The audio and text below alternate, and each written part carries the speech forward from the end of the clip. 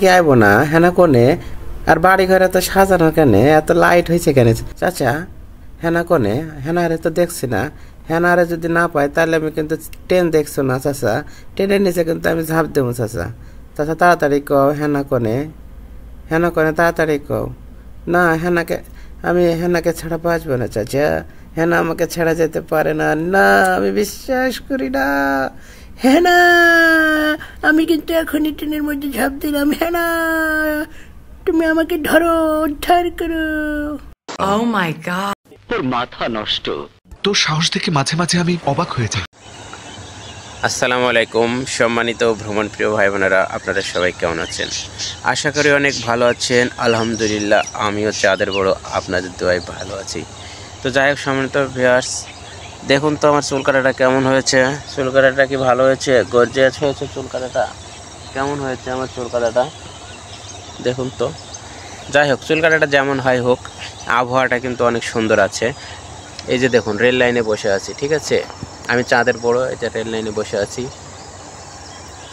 একা একা কেন ভালো লাগে না, কোনো কাজে মন কেন বসে না, আমার কি হতে কি হয়ে গেল, আমি নিজে তা কিছুই জানি না। হই হই হই হই হই।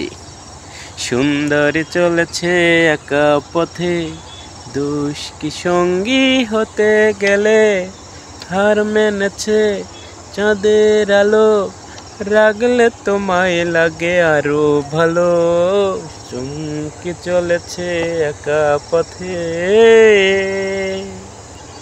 ও মিষ্টি আলি, মিঠা মিঠা হিয়ালি, কেন মিছে রাগ করো খালি, চাবুক রেখে আমার হাত ধরো, সেই ভালো, একা একা ওই পথে যেও না, আর কারু নজরে পড়ো না, তাহলে যে মরে যাব আমি।